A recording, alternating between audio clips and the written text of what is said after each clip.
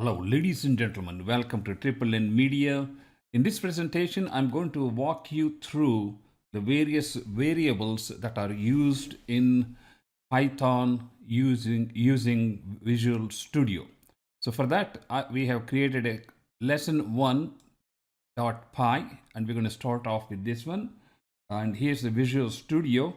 If you don't know how to get to this point, you need to load the Python software onto your computer or microprocessor. You also need to download and Visual Studio into the same computer. But there are a few things that we need to make sure that the Visual Studio can interpret the Python syntax or the codes or the guidelines that are used. So in order to do that, I would like to show you some of the things on the Visual Studio. This is how the Visual Studio looks like. In order to get to this point, you have to make sure that we create a directory to start with. And in the directory, we create a lesson, and that is the lesson which we are going to be looking at here. And after that, we have to go to this. Here's the file, and you see new file, open file, save file, close, edit, all these things. And here's the edit window. And most of the things are going to be done in this programming window. And a lot of these things can be learned, cut, paste, move, replace by using control key options. And that is for more advanced learners or programmers. And here you can move lines, copy lines.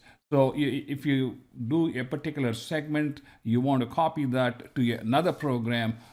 So that's how you can copy. Like, for example, you can highlight these things and do control, where is this? Copy, control C, and you can post that into another program. That's how when you develop a chunk of program and you want to use that program in another one, that's how you can copy it to the other location.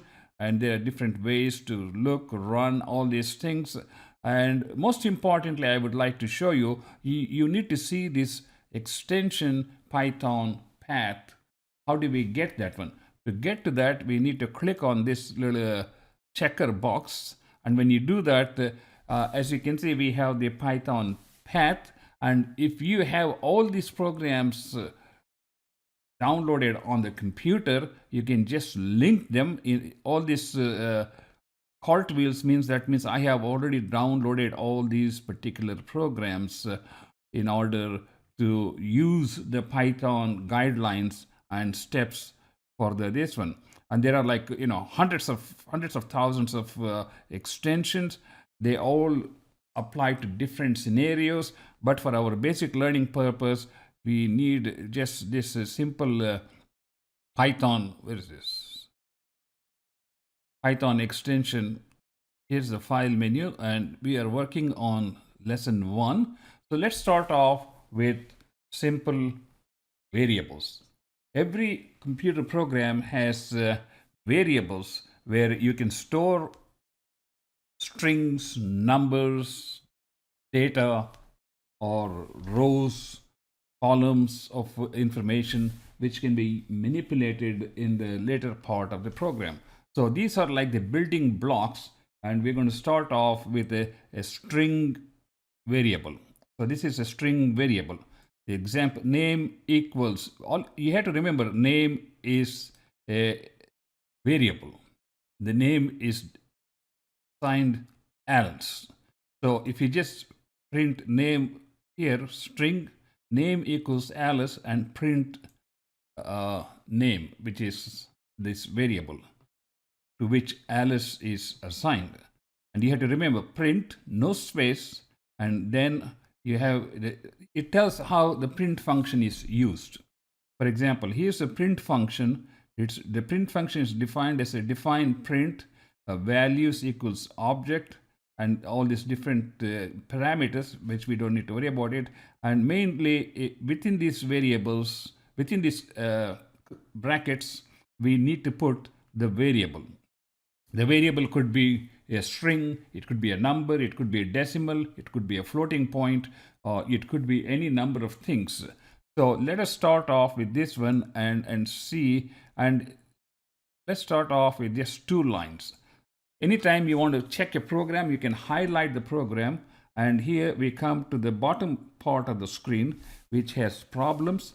Output is where we're going to be concerned about. If you want to debug the program, then you can go to the terminal if you want to load some other programs. But let's focus on this one, and this line is crossed. Just clean that one. So we're going to just check and see if the program is going to work. Let's run it. This is a run button here, or we can run it from here. So it did print, it ran the program and printed Alice. That's exactly what we were looking for. And you can format this Alice into whatever format you want. Like, for example, if you have like 6-digit decimal points, you can format it to only 2 digits, something like that. So let's look at the second statement, and once we print that, I'll explain what all these different parts mean. So here, first of all, the first curly bracket opens the print contents, and F stands for format this. Then within the double quotes, we have name, which is a string, and it is going to be printed as it is. And this name here is colored same as this one. So this is a name variable. Then we come here, type. Type is a reserved word for Python, and there it says type the name. That is what type of a variable this is. So let us clean this slate and find out what the answer is going to be. So the first line just printed just the variable, the name, Alice. In the second line, it said, I told you, see, this is a fixed string we put inside the print statement. So it said Alice. Then the second part comes here, the type is of the class string. So we are learning more now. So we learned about a simple string, and this string is of a Python class called str. So we learned that one. So now let's move on to the second example here, which is like here we have age equals 30. It is an integer, or like a complete numbers. So this has one print statement, which is kind of one telling what is the answer, and second telling what type of a variable it is. So first we learned about the string variable. Now we're going to learn about this integer, which is a whole number. So I will just write down here print. So when you are inside this one, it will already show you the variable which we have used. So we don't need to type that one. When that is done, okay, so let's highlight this whole part and let's clean up the slate. That's what I do every time I clean up the slate. It's just like this the school teacher does. So here we go. Oh, did you see this? Print is not defined. You have to type it yourself. You can't copy things from another site and test it. You can, but you will not know what the fine differences are. What is the difference between this print and this print? This print is in yellow, and this is it's not white, sort of grayish. What is the problem? This is got a capital P. That's what the problem is. So let's see if we can fix this one. Let's put a small p, and which we put a pre. See, it already fixed. Let me go back here, because we should have paid attention to start with. Okay, you see, even before we ran the program, we should have known, okay, disaster. This word is not defined. You know why? The curly yellow lines in the bottom tells you, there's a problem here. There is a bug. You can't go any further. Then it spit out all this. I said, I don't like this nonsense. You go and fix it. So even before, when you write the code, first thing make sure you don't see any of these curly lines. They are all very simple fix. And if you don't understand, just hover over that and it says the capital print is not defined. So that should immediately click the light bulb in your head. Aha, it is not a Python word, reserved word. So how do we fix it? We go back and change it to lower p and delete the capital P. Bingo, it has fixed it. So there's no curly line. That means this code is clean. So let us clean the slate here and go on to the reply. Oh, I'm sorry. If you don't, we have a whole bunch of programs here. I just want to go one at a time, and I had to highlight this. I wish there's some way the highlight stays. Okay, let's do this one. Okay, there, you see, in the first line, it printed the age, and in the second line, it said age equals 30. This type is known as class integer or int. So we learned about this str for string. Now we learned about the second type of variable, namely integer or int. Now we're going to move on. You get the gist, because I'm not going to add an extra print statement, but some of them I have added. But now we're going to see, as you learn, the speed picks up. That's the beauty of it. As you learn, the speed picks up. Now we are looking at a floating point. You know what a floating point is: 10.35 or $11.25. That's a floating point. So it could be 2 decimals, or in a scientific experiment, it could be like 18 decimal points. But we're not going to get there. So first we're going to highlight this one. And what do you expect to see here when we print this one? We're telling height is 1.65, whatever it is, centimeter or meters or whatever it is. We tell it to print the height. Then we told Visual Studio to format this and put a string here, height, and within curly brackets put the variable height. See, the height variable has all of them have the same color. That means they all belong to only one item, and that is the height that has been defined here as a floating point or decimal point. How do we know it has been defined as a decimal point? Anytime you create a new variable and you assign a value, and based upon the value that is given to it, it assumes that's what it is. But if it is a string, let me tell you, it has to be having the quotation marks. When it has a quotation marks, then even the numbers can be passed on as a string.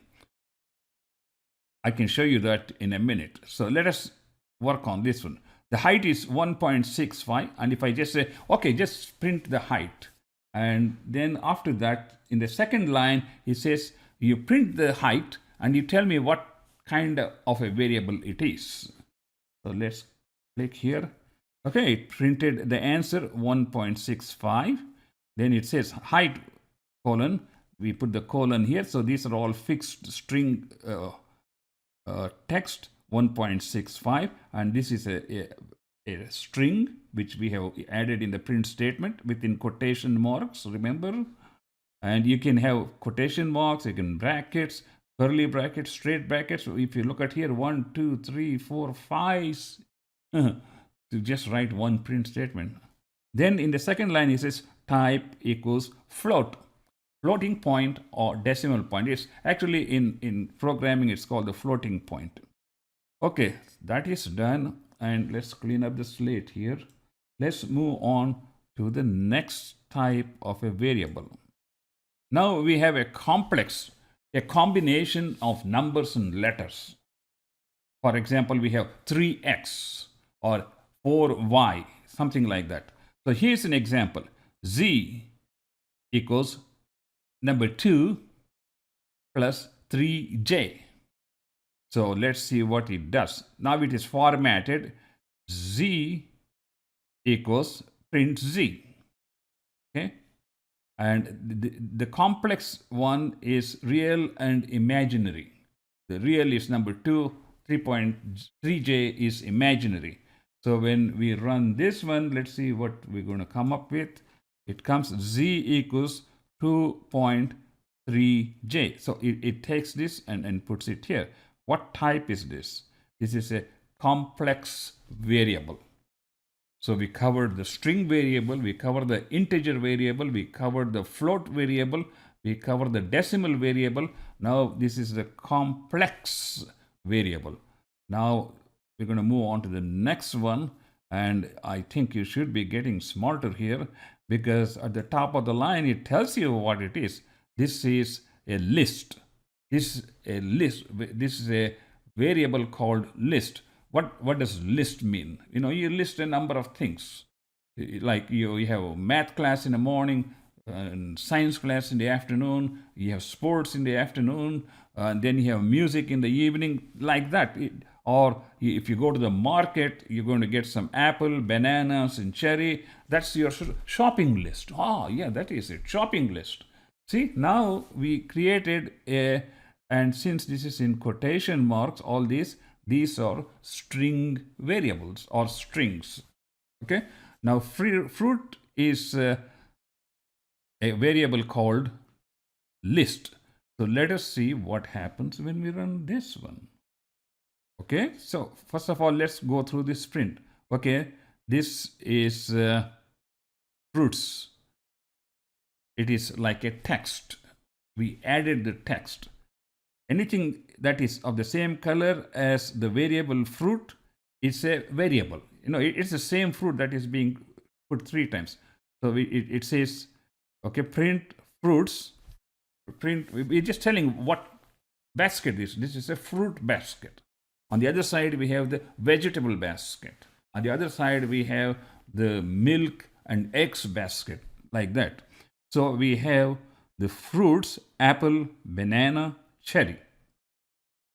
And these are all things which are kind of to make things look fancy. So the whole thing is the fruit list. And then you say, what type is this? This is called the list.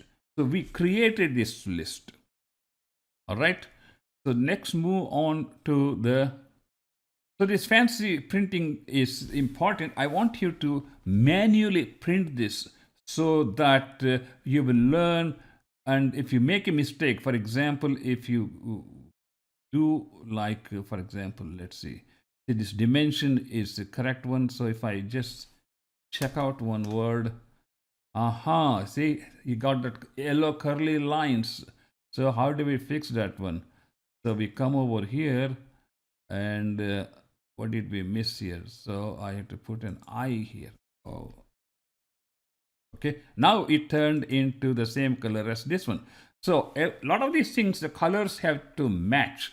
And if you ever see this dang curly lines under a word or a sentence, bingo, you're going to be stuck there. You need to fix it before you go any further. So anyway, we ran this one, did we? Bananas? No, this is a tuple type of variable. Let us see what it does. Okay, now what do we have? 920 by 1080. Does that ring a bell? Have you heard the number? Where did you hear the number 920 by 1080? You remember your computer monitors are like 1080p, right? What does that mean? It is 1920 horizontal, 1080 vertical. And if we want to represent that, if somebody asks, what kind of monitor do you have? I have a 1080p. In essence, what you're telling is, my monitor is 1920 by 1080. So that can be represented here by a type of variable here, what's called a tuple. And here it is dimensions 1920 by 1080. And the class type of variable is called tuple, whatever you want to call it. All right. Now let's move on to the next range. You always see a range. Okay. The student's height ranges from 4 feet 10 inches to 6 feet 5 inches. So they have variable heights, and that can be represented in a range. But there are some certain circumstances where the range can be kind of uniform 1, 2, 3, 4, 5, 6, 7, 8, 9, 10, like that, the ranks. So this is a range.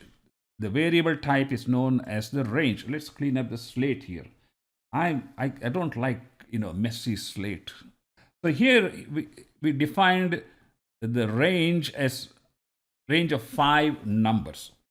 This one tricky thing with computers you have to understand. When you say a range or an array of 25, it doesn't start with 1, 2, 3, it starts with 0. Remember that.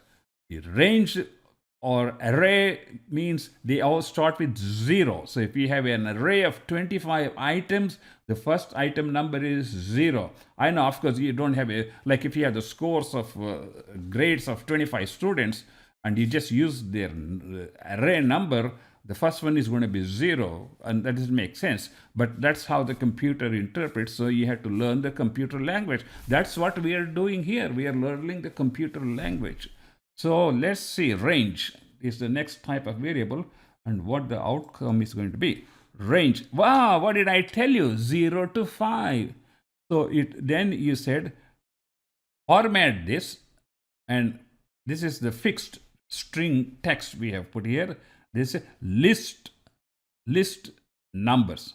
See, if we just said numbers, it just prints 0 to 5. But if you say list, means list all the numbers in the array or the range. So it lists 0, 1, 2, 3, 4. 5, how is it 4? You'll get used to it, don't worry. What type of class is this? This is called the range. All right. So the range is a type where you arrange numbers or any other items. So let's move on. Let's clean up the slate here again. Let's move on to the next type here called the dictionary. This is very important for you to understand the term dictionary. It is very frequently used in programming. So let us start off with what are the things dictionary. Anything with this like hashtag is like a description for us. Hey, this is what we are working on. Get ready. So here is a person. That's a dictionary definition of a person. We are defining a person equals name, Bob, age, and 25. That's pretty simple. So if you just print person, let's see what happens. Then you can format that person's information in a specific manner. Because when you try to display things, decoration is very important and positioning is important. That's where the print F comes into play. Because you want to see everything to look pretty, and like this program is. It is so nice, colorfully programmed and organized. It is so easy to follow. And all of that takes the computer to print this using what is called the formatted printing. Okay, let's get back to this again. Let's run this program and see what it says. Okay, if you just print whatever the dictionary variable called person is. And so here it says name. This whole thing that is equal to person is printed. Name equals Bob, age, and and in the second line, we formatted this. We put the person, which is a fixed text. Then person, we said, and then we defined what type of variable this is. This is a type of class dict. D-I-C-T, dict. Dict stands for dictionary type of variable. All right, let's move on to the next kind. Let's clean this up. Let's move on to this kind. It is called set. A set of numbers. All right. So here are unique numbers 1, 2, 3. It created a variable called set, a set variable called unique numbers, and it assigned the value 1, 2, 3. Now we can just print that one, and then we can find out what type of variable this is, just like we did the other ones. Let's print here 1, 2, 3, unique variables 1, 2, 3. Type is called the set. So this is a set, is a different kind of a variable. And here we have a frozen set. Oh, I don't know, we had a hot set and a frozen set. It's very similar to the set above. So let's see what it does. Frozen set. Here we have a frozen set equals to frozen set 4, 5, 6. Frozen. So this is frozen equal to frozen set. So this is the definition, and it prints frozen set. So since frozen is equal to frozen set da da da, then you say print frozen. That means we want you to print whatever is this frozen word equal to, and that's what it printed. Then we try to format this and say, you print that one and tell us what kind it is. And it says this is kind of a defined frozen set. So we can define our own variables depending upon our field. So let's clean up that one. And now we come to more interesting stuff, which is called the Boolean or Boolean, and that is true or false. You're either a girl or a boy. If you're a boy, you're a boy. If it's a girl, then you're not a boy. Something like that. So here, if Boolean is active, that means if it is true, then you can say it is true. Otherwise, you just go to the next statement. Let's print this one. Is active is equal to true. And this is a class called bool or boolean. Boolean or boolean. Boolean is more used terminology. So this is a boolean variable. All right, let's move on. As I said, you can define your own variables, but the Python and Visual Studio have their own set of variables. Every program has basic variables, so string, float, decimal, and array, things like that. So this is a variable called bytes. Okay, let's clean up this one. And okay, let's make sure it's just printing this one. Data equals B equals hello. This is a class called bytes.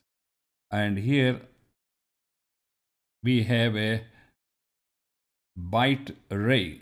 So this is an array. Array means a series of numbers, 5 numbers. So this would be interesting to see. First, we just did one variable. Now we have an array of 5. That means 5 items inside this magic box. So let's see what it's going to do. So we said mutable data. I said say magic data equals byte array 5 print mutable data, and then this formats this and asks what type of variable is this. Okay, let's go ahead. Okay, byte array. Oh, look at this, man. Oh gosh. When you say byte array, it puts the word byte array and it puts all this slash x00 slash x00 slash x00.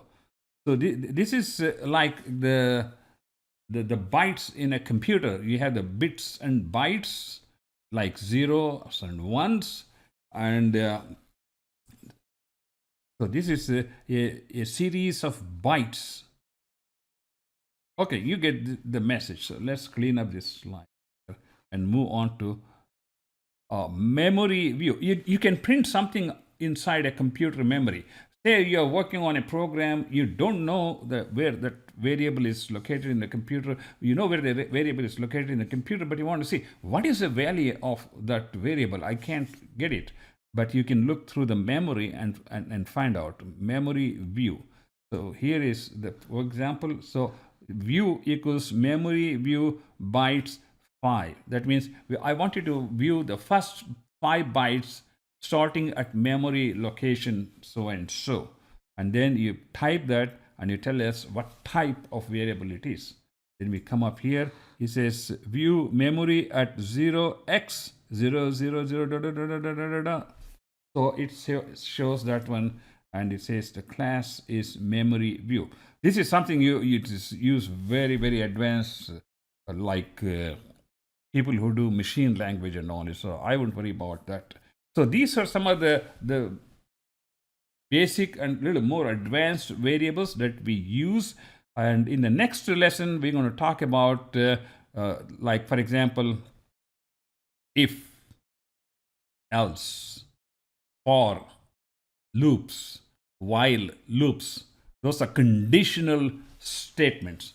So for right now, thank you so much for watching.